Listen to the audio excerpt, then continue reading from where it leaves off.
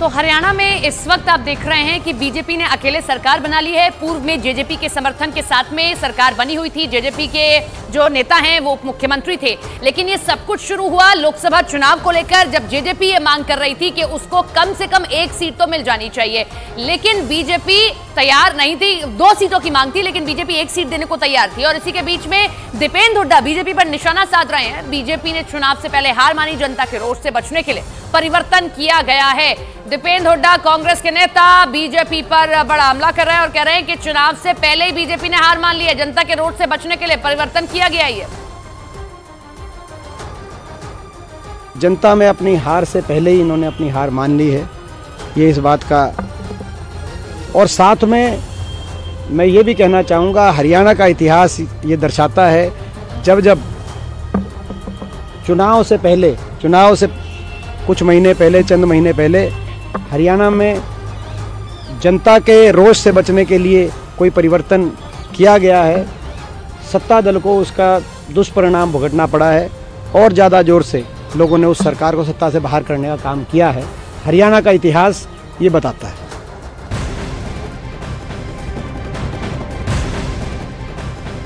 देश भर में सीए लागू हो चुका है और सरकार के इस फैसले के खिलाफ सुप्रीम कोर्ट में याचिका भी दाखिल की गई है। आज सीए के खिलाफ सुप्रीम कोर्ट में सुनवाई हो सकती है। मुस्लिम संगठनों की ओर से सुप्रीम कोर्ट में सीएए के खिलाफ याचिका दायर की गई और संभवतः आज इस मामले पर सुनवाई हो जाए। देश भर में सीए लागू, कुछ ऐसे शरणार्थी, कुछ पर्टिकुलर धर्म से जुड़े शरणार्थी, उनको भी अब नागरिकता मिल जाएगी सीए कानून के तहत। लेकिन मुस्लिम संगठनों ने सुप्रीम कोर्ट में इस पूरे मामले के खिलाफ याचिका दायर कर दी है।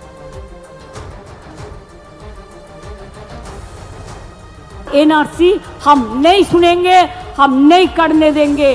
जनता को कोई इंसानियत को इंसाफ ना मिले, ये काम हम नहीं करने देंगे। सब गलत भ्रम पैदा कर रहा है। मानुष ममता जी का बाद में विश्वास नहीं करता है। सबको मालूम है झूठा बात है। वो चुनाव में बुरी तरीके से तृणमूल हारने वाला है, इसलिए ये ड्यू टू हर फियर साइकोसिस she is saying this type of false and fake campaign.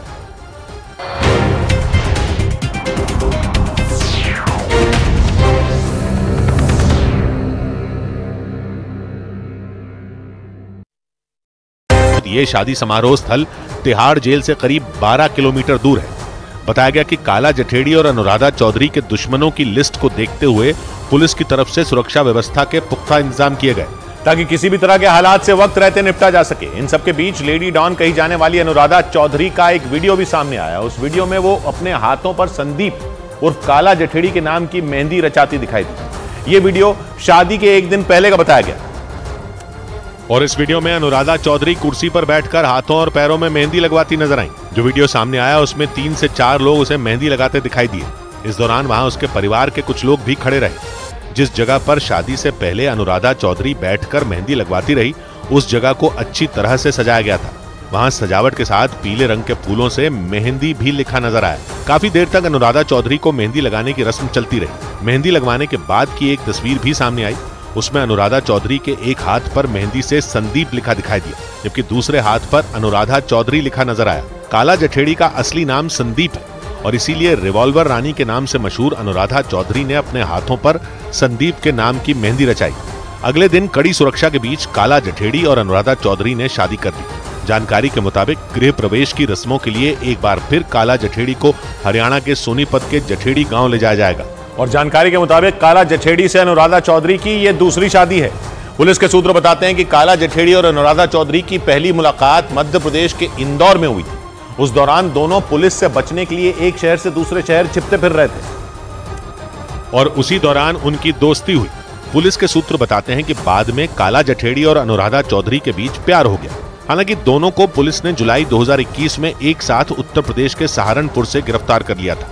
उनकी गिरफ्तारी के बाद ये पता चला कि दोनों 9 महीने से लिव इन रिलेशनशिप में रह रहे थे। दिल्ली पुलिस के सूत्रों का दावा है कि काला जठेड़ी जेल में बंद गैंगस्टर लॉरेंस बिश्नोई का करीबी है और उस पर दिल्ली, हरियाणा, पंजाब, राजस्थान और उत्तर प्रदेश में हत्या और जबरन वसूली समेत 1 दर्जन से ज्यादा केस दर्ज हैं।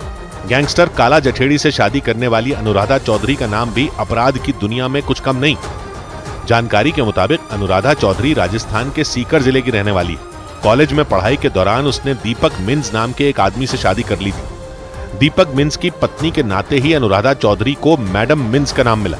शादी के बाद अनुराधा अपने पति के साथ मिलकर शेयर मार्केट में पैसे लगाने लगी।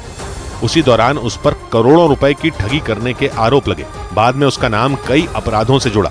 दावा किया गया कि इसी वजह से उसके पति ने उसका साथ छोड़ दिया। पुलिस के सूत्र ये भी बताते हैं कि उसी दौरान वो लॉरेंस गैंग के संपर्क में आई थी। कर्नाटक के हावेरी में मिर्च की कीमत में भारी गिरावट के बाद किसानों का गुस्सा फूट पड़ा। हजारों की संख्या में नाराज किसानों ने वहां सरकारी मंडी में बवाल कर दिया। किसानों ने आरोप लगाया कि उन्हें मिर्च की इतनी कम कीमत मिल रही है कि मुनाफा तो दूर, मिर्च उगाने में लगने वाली लागत भी नहीं निकल पा रही। और इसी से नाराज किसानों ने हावेरी की एक सरकारी मंडी पर धावा बोल दिया। प्रदर्शनकारी किसानों को फसलों की सही कीमत मुहैया कराने वाली सरकारी संस्था एपीएमसी के ऑफिस को उन्होंने घेर लिया। किसानों के बवाल का जो वीडियो सामने आया उसमें गुस्साए किसान एपीएमसी के ऑफिस में जमकर तोड़फोड़ और आगजनी करते दिखाई दिए। हंगामा करने वाले किसानों ने प्रदर्शन के दौरान पुलिस और प्रशासन के खिलाफ जमकर नारेबाजी भी की। वहां से सामने आए एक वीडियो में एक कार धू-धू कर जलती दिखाई दी। उस कार के आसपास बड़ी संख्या में प्रदर्शनकारी किसान भी खड़े दिखाई दिए। कुछ लोग इस दौरान उस कार का वीडियो बनाते नजर आए, लेकिन तभी उस धधकती कार में एक धमाका हो गया। जलती कार में धमाके के बाद वहां अफरा तफरी मच गई। प्रदर्शनकारी किसान चीखते चिल्लाते हुए इधर उधर भागते दिखाई दिए। और बताया गया कि जिस कार को किसानों ने आग के हवाले किया वो उसी सरकारी मंडी के अधिकारियों की थी। उस कार में आग लगने से पहले किसानों ने एपीएमसी के दफ्तर में खड़ी दूसरी कई गाड़ियों में भी जमकर तोड़फोड़ की।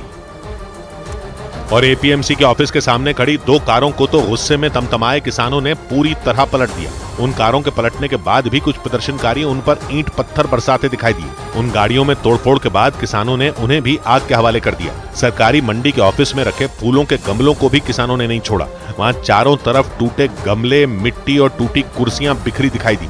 लाल मिर्च के किसानों ने एपीएमसी के ऑफिस की इमारत में लगी कांच की खिड़कियों को भी पत्थर मारकर तोड़ दिया। हंगामा बढ़ने के साथ ही वहां किसानों की संख्या भी बढ़ गई। काफी देर तक उन्होंने एपीएमसी के ऑफिस को घेरे रखा।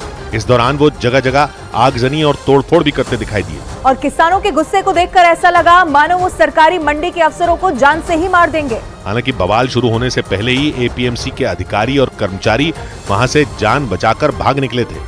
लेकिन किसानों के बवाल की खबर मिलते ही पुलिस की एक टीम वहां हालात को काबू करने के लिए पहुंच गई। पुलिस का मोर्चे संभालने से पहले ही प्रदर्शनकारी किसान उन पुलिस वालों से भिड़ गए और पुलिस वालों को उल्टा खदेड़ दिया। बवाल के दौरान के एक वीडियो में प्रदर्शनकारी किसानों के हमले से बचने के लिए पुलिस वाले सड़क पर भागते दिखाई दिए। गुस्से में आग बबूला किसान उन पुलिस वालों के पीछे पीछे दौड़ते नजर आए। जान बचाकर भागते समय पुलिस वालों पर किसानों ने लाठियों और पत्थर से हमला कर दिया। इस दौरान कुछ पुलिस वालों के हेलमेट और लाठियां सड़क पर गिर गई। किसानों और पुलिस की भिड़ंत की वजह से वहां अफरा तफरी मच गई।